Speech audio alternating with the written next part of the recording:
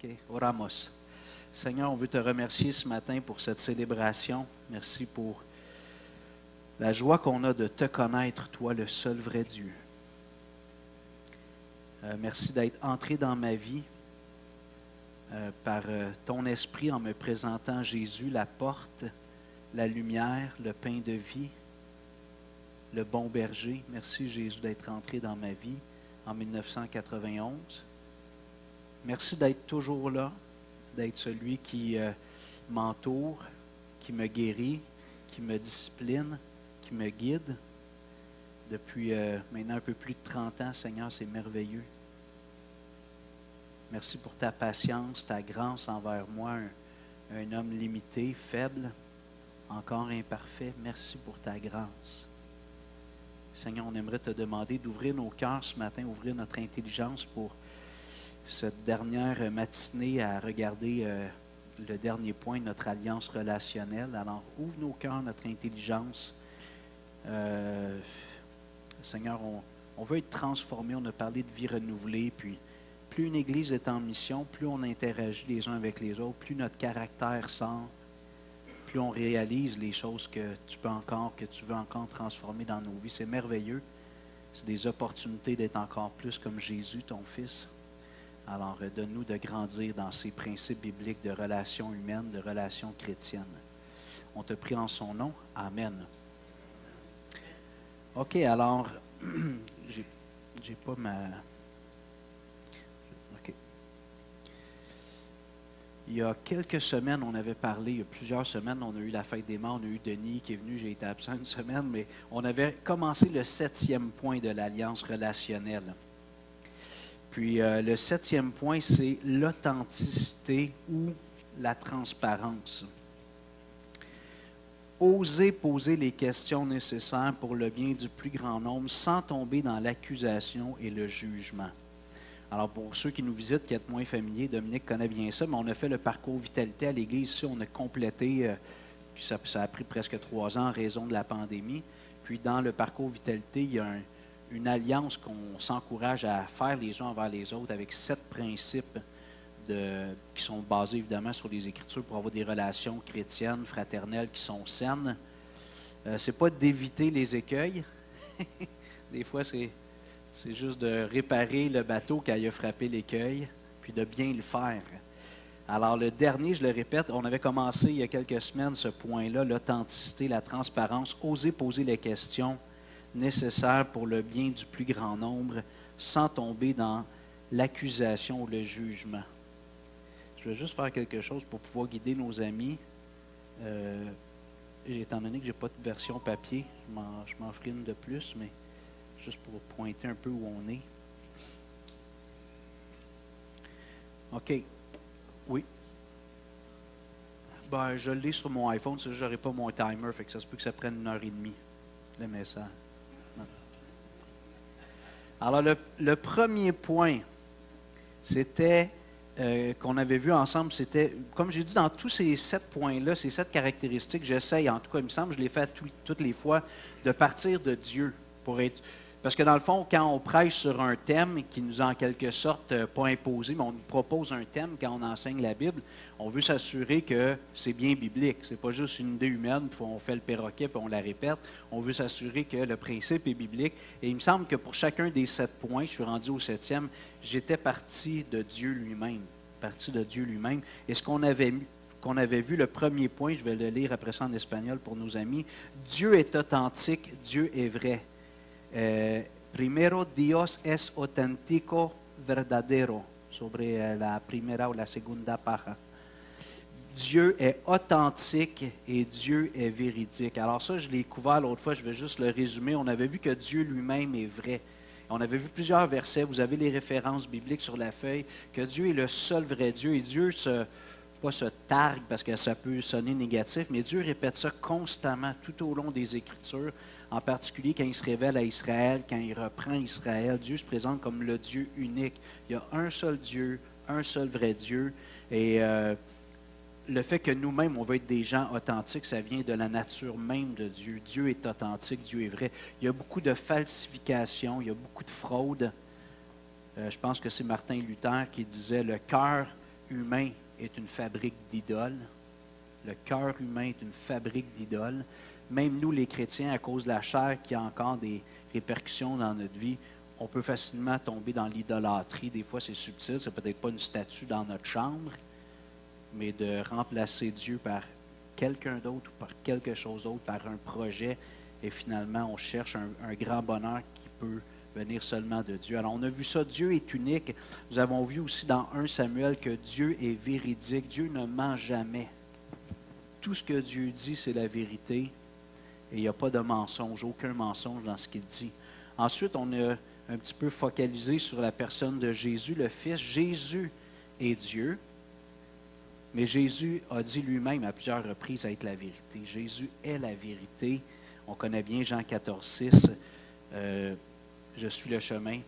Jésus dit, je suis le chemin, la vérité et la vie. Nul ne vient au Père que par moi. Mais il y a d'autres passages aussi. Entre autres, quand Jésus parle de lui-même, il se présente dans Jean, c'est-à-dire c'est l'évangéliste Jean qui écrit Jean 1, verset 9. Cette lumière était la véritable lumière qui, en venant dans le monde, éclaire tout homme. Alors, beaucoup de gens peuvent prétendre avoir trouvé la lumière, peuvent vouloir éclairer les autres. Mais si ça ne passe pas par Jésus, c'est une fausse lumière, c'est un semblant de lumière. Jésus dit lui-même, je suis la lumière, celui qui me suit ne marchera pas dans les ténèbres, puis ainsi de suite. Alors, plusieurs affirmations de Jésus. Et finalement, concernant Jésus, dans Apocalypse 19, 11, nous avions vu que Jean dépeint Jésus qui vient pour exercer les jugements finaux sur la terre. Puis je vis le ciel ouvert et voici parut un cheval blanc. Celui qui le montait s'appelle fidèle et véritable. Il juge et combat avec justice. Le nom de Jésus, fidèle. Il y a un grand dictateur latino-américain qui s'appelait Fidèle. On ne nommera pas parce qu'il va se demander pourquoi je parle de lui dans mon message. Mais fidèle, Jésus, son nom, c'était fidèle. Fidèle et véritable. Il n'a jamais failli en rien. Lorsque Jésus parle du consolateur qui va venir dans Jean 14, Jean 15, Jean 16, Jésus parle de l'esprit de vérité. L'esprit de Dieu est l'esprit de vérité. Alors ça, c'était mon point que j'ai juste survolé avec vous. Maintenant, je vais aller au deuxième point. Comment on dit, Elisabeth, est-ce qu'elle est là? Comment tu dis le point 2? Punto numéro 2, quizás la página 3. C'est-tu page 3.2 en chiffre romain, je pense?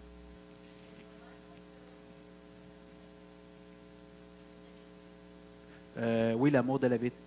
La troisième? Okay, la página 2. El punto 2, el amor de la verdad.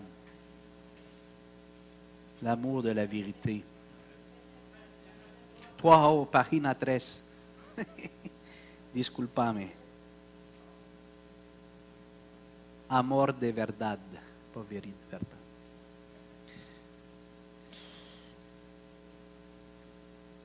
Alors, lorsqu'on se convertit, il y a quelque chose qui se passe en nous. J'aime en parler souvent, vous savez que c'est une réalité, puis un passage que j'aime beaucoup. Lorsque le Seigneur dit, quand je vais faire une nouvelle alliance avec Israël, mais ça s'étend à tous les croyants, il dit, je vais enlever votre cœur de pierre, puis je vais mettre un cœur de chair.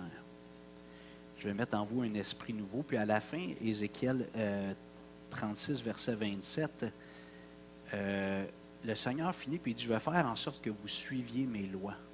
Ce cœur nouveau-là que Dieu nous donne, c'est un cœur qui aime Dieu, qui aime la parole de Dieu, qui aime la famille de Dieu. Alors, lorsqu'on se convertit, on a une affection pour Dieu qui est irrationnelle en quelque sorte. Ça vient de l'intérieur. C'est une affection profonde qu'on a pour Dieu. Avant, on n'aimait pas Dieu. Peut-être qu'on aimait des choses sur Dieu, mais on n'aimait pas Dieu. Quand on a ce cœur nouveau, on a ce cœur qui affectionne la personne et les choses de Dieu. Lorsque un scribe a demandé à Jésus quel est le plus grand commandement, Matthieu 22, Matteo 22, versículo 36, Matteo 22, Matthieu 22, 36. On peut tourner, ça me donne une petite pause pour réaligner mes idées. Matteo 22, versículo 36.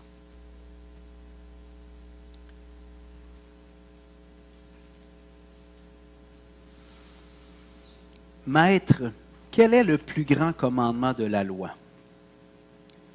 Jésus lui répondit, tu aimeras le Seigneur ton Dieu de tout ton cœur, de toute ton âme, de toute ta pensée. C'est le premier et le plus grand commandement.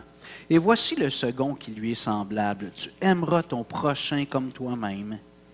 De ces deux commandements dépendent toute la loi et les prophètes. Souvent, on va comprendre l'idée d'un commandement comme quelque chose qui nous est dicté de l'extérieur, puis on aurait le devoir de répondre au commandement, d'obéir au commandement. Puis jusqu'à ce que le Saint-Esprit vienne lors de la Pentecôte, acte 2, tous les croyants jusqu'à cette époque-là qui aimaient sincèrement Dieu, il n'y avait pas cette transformation intérieure. Puis plusieurs ont vraiment aimé le Seigneur. David était un homme qui avait un cœur selon Dieu, qui aimait Dieu. Mais maintenant que nous sommes nés de nouveau, nous avons vécu la nouvelle naissance, cet amour pour Dieu est naturel. Donc ce commandement qui est le plus grand commandement, c'est notre plus grande passion. Et moi, j'ai remarqué dans ma vie que lorsque justement, puis c'est subtil, souvent on s'en rend compte après coup, lorsque je remplace Dieu par une personne, par ma femme, par un homme de Dieu que j'estime, peu importe, un projet, un ministère, un travail, bien, à un moment donné, je deviens aigri parce que je ne suis pas satisfait.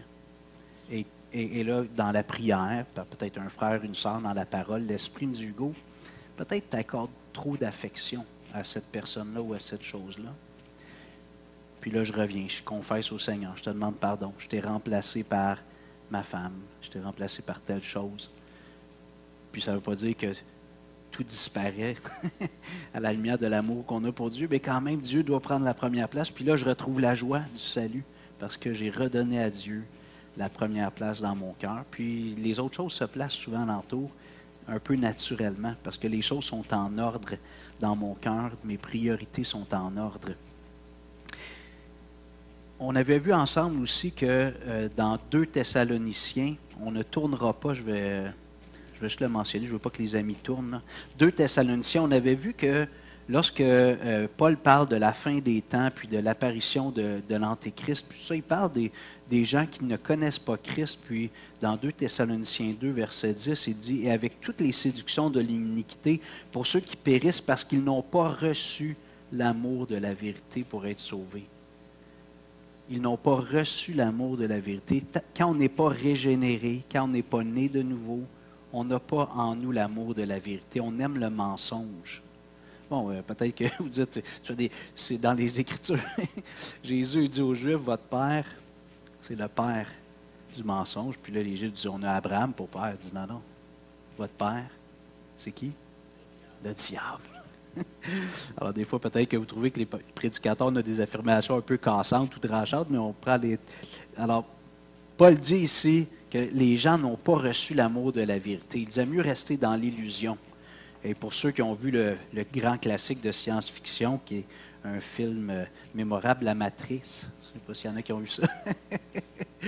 il y a des parallèles incroyables avec l'Évangile dans ce film-là. C'est surprenant, mais à un moment donné, Néo, le personnage principal, qui est en quelque sorte, pas une préfiguration, mais une image du Messie là, à la fin, mais Morpheus, qui est comme le Jean-Baptiste, lui présente les 2 pilules, la rouge et la bleue. Puis il dit, si tu prends la pilule rouge, il me semble que c'est elle, tu vas rester dans le monde virtuel, dans l'illusion. Puis si tu prends la bleue ou le contraire, là, il dit, tu vas descendre avec moi dans le trou du lapin. La réalité va être brutale, mais au moins tu vas vivre dans la réalité. Alors, quand on se convertit, c'est ça qui se passe. La semaine passée, j'étais avec Monique Saunier à Toronto pour le congrès, puis elle me contait sur la route le témoignage de son mari Gilles, qui est maintenant dans la présence du Seigneur. Puis, quand il s'est converti à Port-Cartier ou à Sept-Îles avec Michel Habib et tout ça, il vient de se convertir, il tombe à terre, il pleure. C'est assez percutant comme témoignage de conversion. Après ça, il regarde dehors, puis il n'arrêtait pas de dire, c'est bien beau les arbres, c'est beau les oiseaux. Il n'avait jamais vu le monde comme il le voyait. Il venait de naître de nouveau. Fait que lui, c'est des gens qui sont peut-être plus expressifs, des témoignages plus percutants, mais moi, je me souviens, après ma conversion, c'était les nuages. J'avais une fixation sur les nuages. Et là, j'avais toujours le passage qui va revenir sur un nuage. J'attendais Jésus chaque fois que j'avais jamais aimé les nuages comme ça. J'aimais les nuages, pas la boucane, les nuages. Maintenant, j'aimerais aller dans le passage qui met la table un peu au gros morceau ce matin de ce que j'aimerais qu'on regarde ensemble. 1 Pierre, chapitre 1. Je ne sais pas comment on dit Pierre 1, c'est-tu Primera de Pedro, capítulo 1, versículo 22. Oui, c'est dans mes notes. 1 Pierre 2. Primera de Pedro, capítulo 1, versículo 22. 1 Pierre 1, 22. Je vous invite à 1 Pierre 1. Je ne maîtrise pas encore l'espagnol de Catherine. Moi non plus. 1 Pierre 1, 22.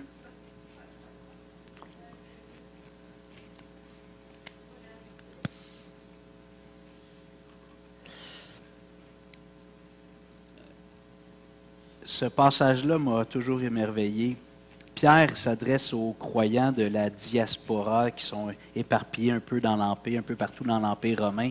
Ayant purifié vos âmes en obéissant à la vérité pour avoir un amour fraternel sincère, aimez-vous ardemment les uns les autres de tout votre cœur, puisque vous avez été régénérés non par une semence corruptible, mais par une semence incorruptible, par la parole vivante et permanente de Dieu. Versículo 24. Car toute chair est comme l'herbe, et toute sa gloire comme la fleur de l'herbe. L'herbe sèche et la fleur tombe. Mais la parole du Seigneur demeure éternellement, et cette parole est celle qui vous a été annoncée par l'Évangile. Quand on vit notre expérience de conversion, on le raconte, il y a tout quelque chose qui nous motivait. Il y en a que c'était, soit on a vu peut-être des dépendances, puis ils étaient tannés de vivre dans des dépendances. D'autres, c'était la peur de la mort. D'autres, c'était la recherche d'un sens à sa vie. Donc, on a tous eu, le Seigneur a pris des carences dans notre vie, puis il est venu nous montrer que l'Évangile était la solution. Donc, on a tous un peu nos motivations qui peuvent être différentes d'une conversion à l'autre. Mais Pierre, ici, il résume en quelque sorte la motivation pour la conversion dans le verset 22, versículo 22, ayant purifié vos âmes en obéissant à la vérité pour avoir un amour fraternel sincère, aimez-vous ardemment les uns les autres de tout votre cœur. Et puis quand j'ai médité sur ce verset-là, quand je l'ai lu, je dis, aïe, c'est spécial. Pour Pierre, la motivation des chrétiens pour naître de nouveau, pour venir au Seigneur, c'est d'avoir des relations authentiques. Tu es tanné du superficiel. Puis je me suis dit, c'est vrai. Je voulais premièrement une relation authentique avec Dieu. Je ne voulais plus me servir de Dieu comme mon valet ou mon serviteur. Je voulais avoir une relation avec le vrai Dieu qui m'a créé, qui gouverne, qui règne, le roi des rois, le Seigneur des seigneurs. Puis moi, je peux dire que dans mon cas, peut-être que j'ai pris connaissance de cette réalité-là avec un verset comme celui-là, mais je trouvais que je vivais dans un monde superficiel. Donc, c'était beaucoup l'apparence qui était importante, le succès matériel, la gloire humaine, la réputation. Ça, c'est ce qui me motivait. Moi, je voulais devenir riche, être populaire. C'était ça mon ambition à l'adolescence. Puis, j'ai eu des bonnes amitiés. Puis, tu sais, des fois, je me dis, si un de mes amis de l'époque m'écoutait, il dirait, Hugo, tu étais superficiel avec nous. Ben, je pense que j'ai eu des relations authentiques avec plusieurs personnes quand même. Tu sais, c'est pas toujours tranché au couteau, là, mais quand même, globalement, ma vie était caractérisée par la recherche du superficiel. Donc, je ne veux pas choquer les dames, mais quand j'étais à la chasse comme jeune homme pour trouver une compagne, je voulais un trophée de chasse. Ça prenait un beau trophée à montrer à mes amis, vous comprenez? Ben, je suis plus comme ça. J'ai marié une belle femme, mais c'est pas ce qui m'a attiré premièrement chez Lynn, c'est son cœur, c'est son amour pour Dieu. Puis sa beauté est venue couronner tout ce qu'elle a à l'intérieur. Mais lorsqu'on se convertit, on est tanné d'une vie superficielle. Et là, Pierre, en tout cas, c'est comme ça qu'il verbalise. Peut-être c'est nouveau pour toi ce matin. Tu dis, ah, j'avais jamais vu ça comme ça. Bien, médite sur le verset 22. Ah, et l'application, il dit, vous êtes convertis pour avoir un amour fraternel sincère. Vous vouliez des relations vraies. Donc, par conséquent, étant donné que c'est ce qui vous a attiré à Jésus, l'amour de la vérité, des relations vraies, bien, il dit, engagez-vous là-dedans. Aimez-vous ardemment les uns les autres de tout votre cœur. Et ailleurs, dans le chapitre 4 ou 5, Pierre dit de s'aimer ardemment, car l'amour couvre quelques péchés. Une multitude. C'est la même expression. Aimez-vous ardemment les uns les autres, car l'amour couvre une multitude de péchés. Donc, je reviens à notre alliance relationnelle. Le 7e point, c'est l'authenticité ou la transparence. Si Pierre était là ce matin, puis c'est lui qui nous faisait la prédication, puis qu'il avait à prêcher sur ça, il nous dirait, « Hey, gang, quand vous êtes convertis, vous aviez un désir d'authenticité. Vous aviez le désir d'avoir des relations vraies. Puis je sais qu'avec la chair, on peut avoir un différend avec un frère, une sœur, puis le réflexe charnel, naturel, c'est juste de mettre ça en dessous du tapis. Ou d'éviter la personne. J'arrive à l'église, puis je vois mon frère qui me tape ses nerfs. Bon, on va aller faire un petit détour, tu sais. On ne me tente pas de parler à lui. Alors Pierre dit, faites pas ça. Il dit, par conséquent, aimez-vous ardemment. Et le mot ardemment veut dire sans borne. C'est comme un élastique qui s'étire, qui ne casse jamais. Ayez un amour sans borne. Et peut-être que vous vous souvenez, Pierre s'est fait faire la leçon par Jésus. À un moment donné, il a dit, Seigneur, combien de fois je pardonnerai? Sera jusqu'à 7 fois? Jésus dit, non, je ne te dis pas 7 fois. Là, Pierre dit, ouf! Il dit jusqu'à 70 fois 7 fois. Après ça, après avoir renié Jésus, Jésus lui dit 3 fois, tu m'aimes-tu? Oui, aime mes brebis. Je pense que Pierre avait quand même assimilé certaines vérités spirituelles que quand tu aimes le Seigneur, bien, ça se traduit par un amour sincère envers les frères et sœurs. Puis c'est ce qu'on voit dans les lettres de Pierre. On a des échos constants des enseignements de Jésus dans les 4 évangiles. Au verset 23, versiculo 23, puisque vous avez été régénérés par une semence, non par une semence corruptible, mais par une semence incorruptible, par la parole vivante et permanente de Dieu. Alors, son argument théologique à Pierre, ici, pour exhorter les chrétiens à avoir un amour ardent les uns pour les autres, à être sincères, c'est qu'il dit, vous avez été régénérés, ce qui a produit en vous la vie nouvelle, la renaissance spirituelle, c'est une parole incorruptible. Une parole qui n'a aucun défaut, aucune souillure. Puis c'est ça qui en est la vie en vous.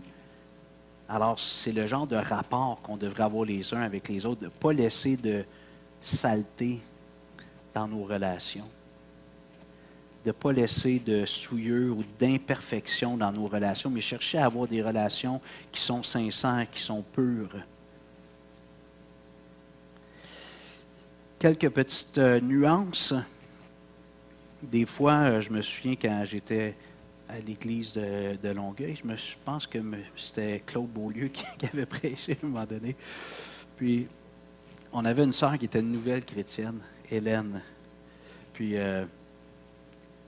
Claude avait dit, tu sais, si ton frère et ta sœur, probablement un message comme celui-là, il dit, tu sais, t'as blessé, va lui parler, laisse pas ça, tu sais, traîner, puis règle ça avec, va lui dire, écoute, mon frère, ma sœur, ça m'a blessé, laisse pas traîner les choses. Puis elle a décidé de l'appliquer à la lettre.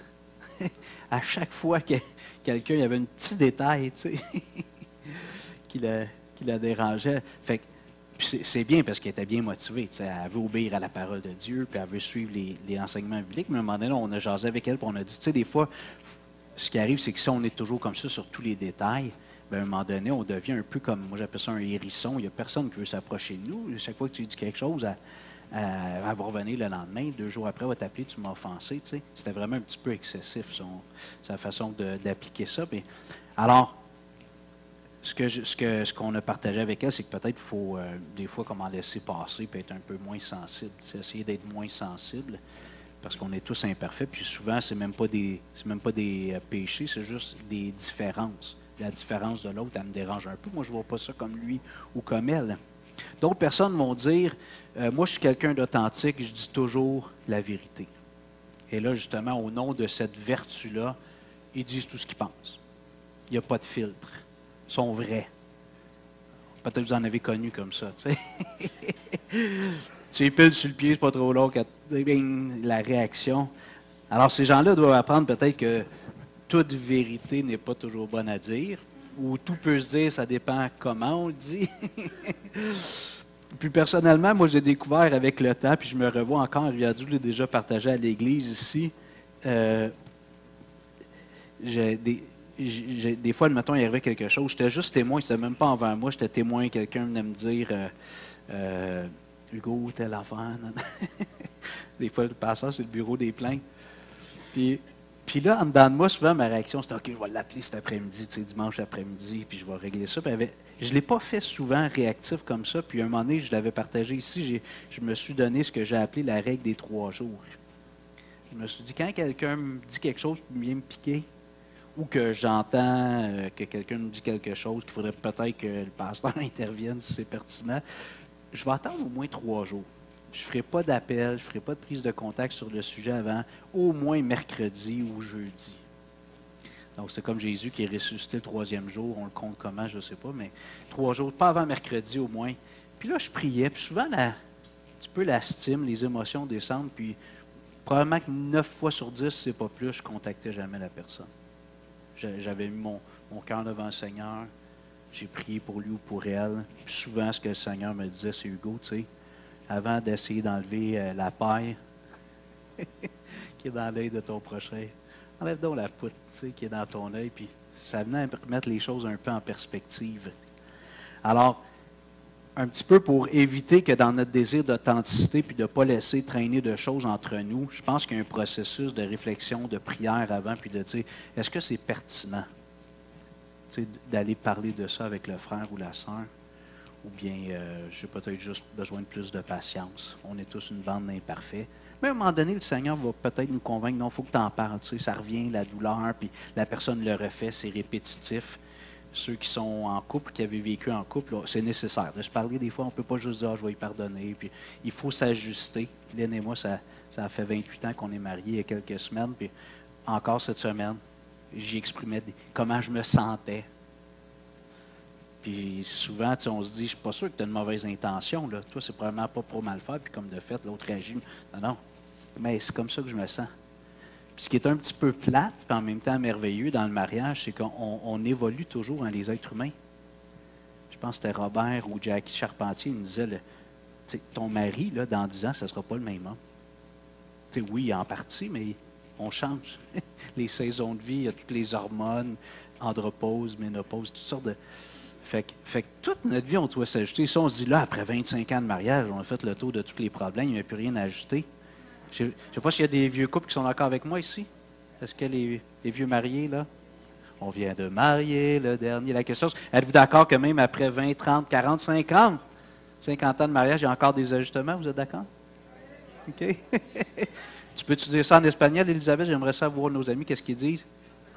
Veux-tu dire en espagnol ma question? S'ils sont d'accord qu'après plusieurs années de mariage, il y a encore des ajustements.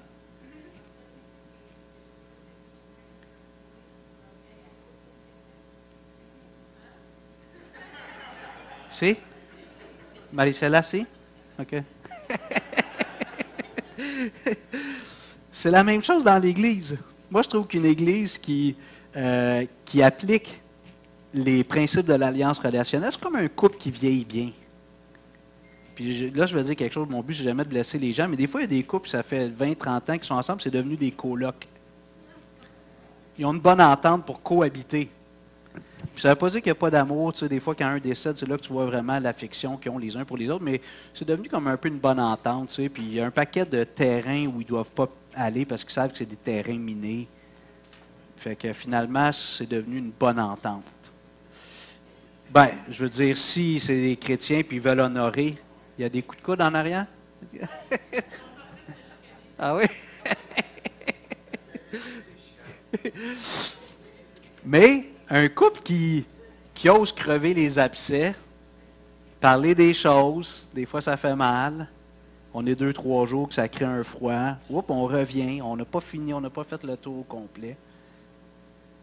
Ça fait un couple qui vieillit bien, puis qui sont de plus en plus fusionnels. Vous êtes d'accord? Puis je trouve qu'une église qui vieillit bien, c'est ça. Je ne parle pas en âge, mais en maturité spirituelle. Il faut se parler. Puis je ne lance pas de pointe à personne là, ici, mais on est impliqué dans la banque alimentaire. Ça nous brasse, hein? On a tous des idées différentes. Elisabeth, Martin, avec l'aide de Madeleine, bien souvent, font ça depuis 4 ans au moins. Tu sais, puis ils ont leur façon, c'est une mini-entreprise. Là, c'est devenu une moyenne entreprise avec nous autres. Là, il faut tout ajuster. Puis on a nos idées. Puis tu sais, je le vois, là. Quand Elisabeth, elle m'appelle, elle dit « J'ai 5 palettes de liqueur », moi, je capote. Vous comprenez? Là, je suis réactif. Après ça, quand je vois ça placé, je dis « Gloire à Dieu ». Il y a comme entre la nouvelle du camion qui va décharger, puis un coup que je dis « Wow, c'est incroyable, on va pouvoir donner ça à toutes ces familles-là ». Fait que je suis en train de m'ajouter. J'apprends quand elle m'annonce la nouvelle. Calme-toi, calme-toi. Des fois, je dis non, on ne peut pas. Là, on ne peut vraiment pas. Il n'y a plus de place, mais plus souvent qu'autrement, un coup qu'on l'a, que c'est cordé, c'est comme je dis, notre sous-sol, il ne sera peut-être plus jamais le même. Mais comme je disais la semaine passée, on a juste à regarder autour de nous ce matin, puis on voit déjà des grandes bénédictions d'avoir la banque alimentaire ici à l'Église. Je vais aller au point 3. Oui. Oui, vas-y. Oui, bien pas un long partage, par exemple, mais vas-y.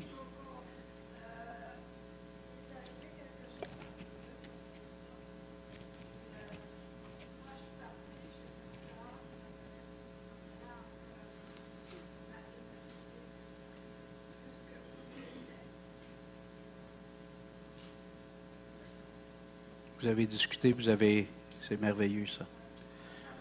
C'est comme Osée qui court après sa femme. Merveilleux. Merci Julien, merci pour ton témoignage. Paulette. OK, le troisième point, el punto 3, je ne sais pas c'est quelle page. En espagnol, momento.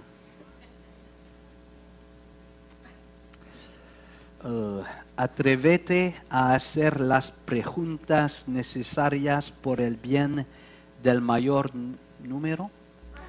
Je ne suis pas sûr. C'est bon? Oui. Sin caer en la acusación ni en el juicio. Juicio. Merci. Juicio. Je n'avais jamais dit celui-là. Ça, c'est jugement, juicio. OK. Alors, en français, osez poser les questions nécessaires pour le bien du plus grand nombre sans tomber dans l'accusation et le jugement. Alors, pour pouvoir grandir dans nos relations, on vit un différent. Souvent, c'est un point de vue différent, il n'y a même pas de faute. Moi, c'est ça que je me suis rendu compte. Plus souvent qu'autrement, on ne voit pas les choses de la même façon, fait qu'on est comme choqué parce que l'autre ne le voit pas comme lui. Il n'y a pas de faute. C'est deux points de vue différents qui sont justifiables, mais là, il faut travailler ensemble. Donc, il faut s'harmoniser. Alors, il faut à un moment donné dire, j'aimerais ça qu'on parle de quelque chose, tu sais. Puis, bon, là, c'est des techniques un petit peu de communication. Ce n'est pas nécessairement prescrit dans la Bible. Je suis sûr qu'il y aurait des versets pour appuyer l'idée, mais plutôt que de dire, tu sais, quand tu dis ça puis tu fais ça, c'est comme ça je me sens, ou tu sais, j'ai l'impression que tu es insensible, tu sais, d'arriver sur un ton accusateur, c'est peut-être pas la meilleure façon. Peut-être qu'on peut se poser la question, tu sais, quand on fait telle chose, quand on a telle discussion, bien, des fois, tu vas faire une affirmation, tu vas dire telle chose. Moi, ça vient un petit peu me blesser ou me heurter, ou je veux juste savoir, tu sais, c'est quoi ton intention? Toi, c'est quoi ton idée? Donc, de poser une question puis laisser l'autre s'exprimer. Souvent, quand on veut communiquer, on le fait sur un petit peu l'impulsion de l'émotion, puis on vient en mode accusateur. Ou si on pose une question parce qu'on connaît les techniques, notre cœur n'est pas ouvert à entendre vraiment. On joue bien la game de poser une question, mais en dedans de nous, on n'est pas vraiment prêt à entendre la réponse. Alors, quand on veut poser des questions, il faut être prêt à écouter sincèrement. Puis moi, je pense que j'ai jamais été perdant de faire ça avec mes proches ou des frères et sœurs. J'ai jamais été perdant de valider quelque chose. Puis, ce qui est mon réflexe premier, souvent, c'est de prêter des intentions. Peut-être que vous dites, ah, t'es bien pas fin, Hugo, mais je pense qu'on est souvent comme ça. On prête des intentions, on interprète. L'autre dit quelque chose, fait quelque chose, ça nous fait quelque chose. on imagine ce qui se passe dans sa tête, puis qu'est-ce qui motive, ou il est insensible, tu sais. Puis souvent, en parlant, puis en écoutant l'autre, on se rend compte finalement qu'on est différents, puis il faut apprendre justement à bien travailler ensemble. J'aimerais qu'on aille dans Philippiens 1. Philippenses? OK. Philippenses 1, versiculo 8. Philippiens 1, 8. Je termine dans environ 5-7 minutes, juste pour. Philippiens 1, 8.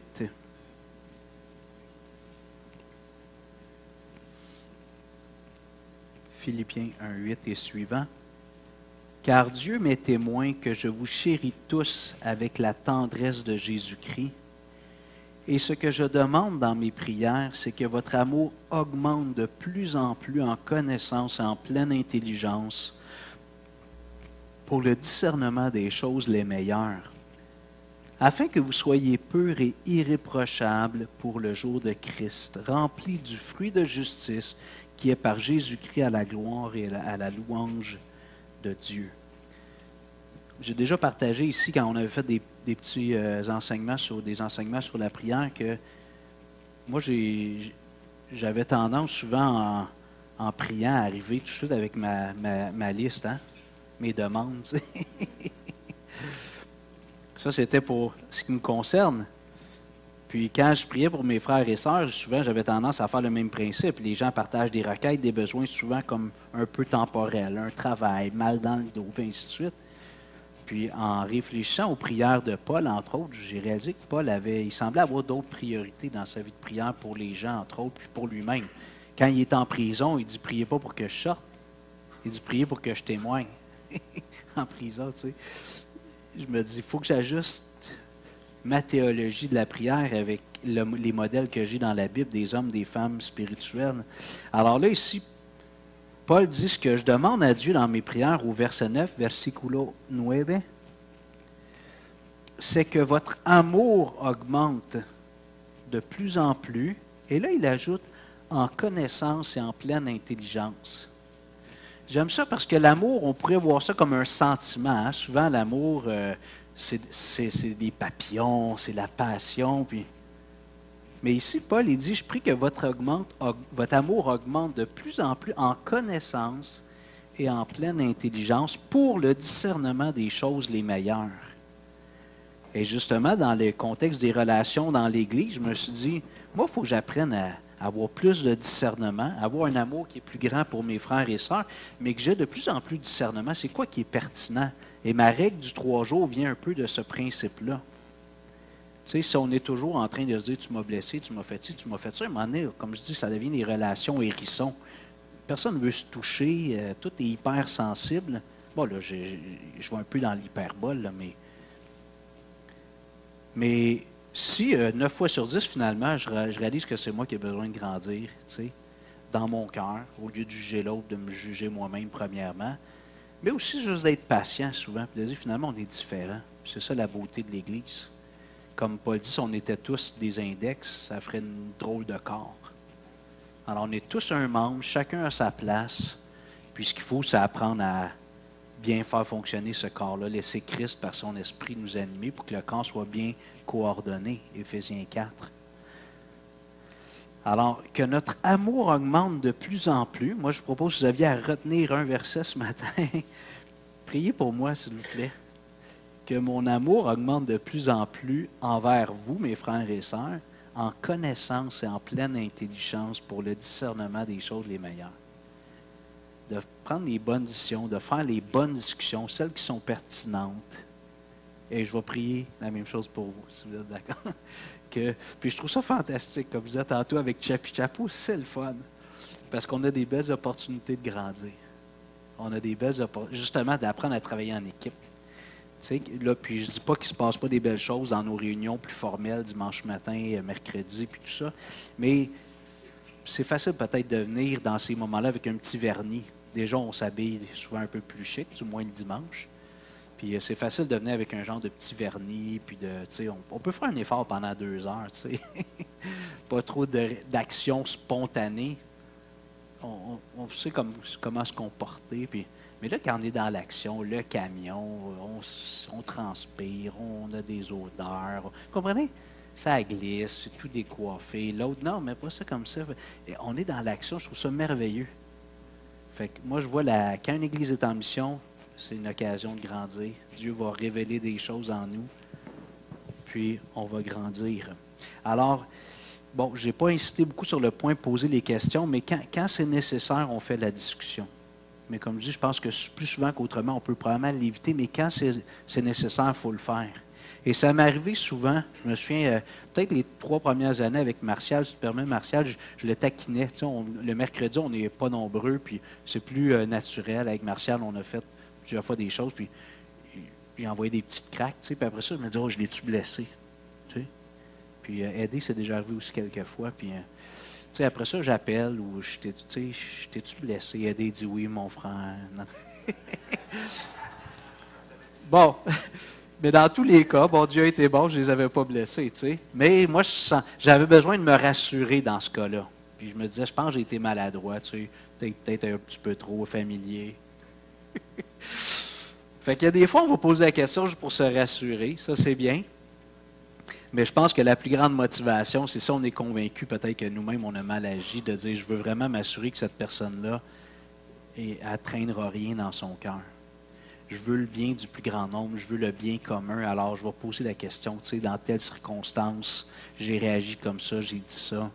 Est-ce que je t'ai offensé? Puis, bon, peut-être qu'on a juste besoin de se faire rassurer, mais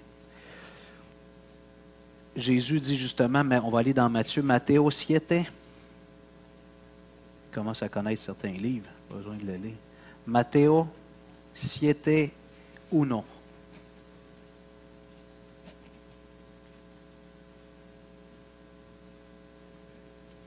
Matthieu 7, 1. J'ai déjà fait référence 2-3 fois à ce passage-là. On va le lire, versets 1 à 5. Matthéo 7, 1. Ne jugez point afin que vous ne soyez point jugés, car on vous jugera du jugement dont vous jugez, et l'on vous mesurera avec la mesure dont vous mesurez. Pourquoi vois-tu la paille qui est dans l'œil de ton frère et n'aperçois-tu pas la poutre qui est dans ton œil? Ou comment peux-tu dire à ton frère, laisse-moi ôter une paille dans ton œil, toi qui as une poutre dans le tien? Hypocrite! Ôte premièrement la poutre de ton œil, et alors tu verras comment ôter la paille de l'œil de ton frère. Jésus est incroyable, hein? Imagine une poutre dans l'œil. Le gars, il est mort, là. Le cerveau a éclaté. Mais... Il dit, tu veux enlever la paille, la petite poussière dans l'œil de l'autre, puis tout a une roche dans ton œil. C'est merveilleux.